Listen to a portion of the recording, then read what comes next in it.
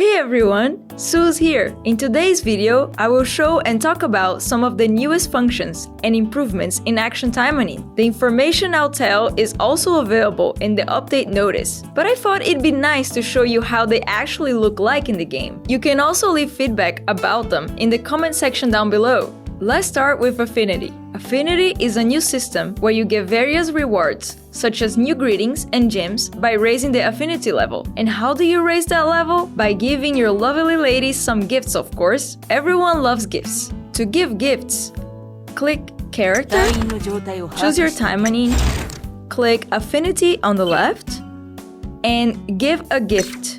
Gifts come in Doki Doki present boxes that can be acquired from Gold Gacha, FP Exchange, Arena Reward Box, Crafting Facility, and Dispatch Mission. Not all Timonings like the same stuff. The number in the small heart you see here represents the level of preference. 3 is the highest level of preference, and 1 is the lowest. Another thing to note here is the affinity effect, which differs between characters as well. And for example, for Murasaki is this. For Yukikaze is this.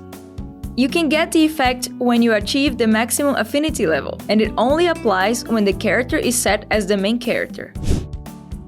You can use the magnifying glass icon in the costume menu to see different options of animation that you can do.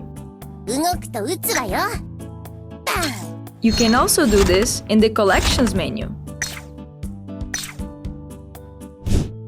Costume dyeing can be done in the costume tab. When you see the rainbow colored cloth icon, it means the dyeing is available for that costume. When you click on the paint palette, the dyeing screen opens. Phantasmal dye is needed for the process, and it's available at the store's consumables tab. On the screen, you can see 3 locks on the color boxes.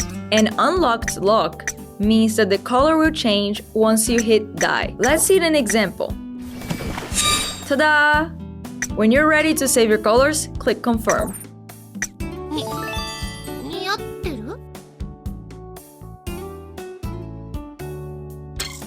And see what I did there? That's the brand new home button. I know it's been a long wait, but finally it's here. Give it up for the home button!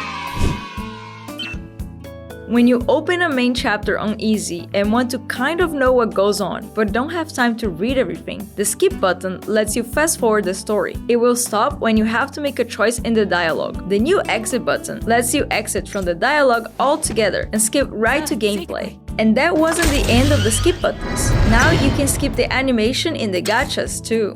As you might have noticed already, there's a lot more information on the screen after completing a quest now, including the amount of your remaining AP. And when it comes to AP restoration, you can now choose between using AP potions and using gems.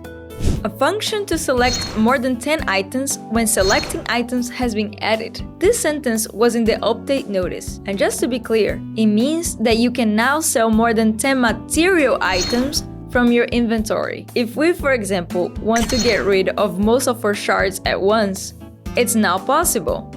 I predict that this might become a popular function. When you go to your inventory and want to sort out your weapons in an order, you can now do that according to their attack and critical rate levels. For supporters, you can sort them by their HP and defense levels. And also check this new function out. Also, now when you click on a supporter, you can view them both horizontally and vertically on the full screen. For those who want to purchase consumables in bulk, we've added the option to buy multiple items at once. You can now buy lots of Phantasmal dye at once for all your costume dyeing needs. That's it for today. Leave us feedback about the new functions in the comments. And don't forget to subscribe for news, events, tutorials, and more. Thank you for watching and see you next time. Bye bye!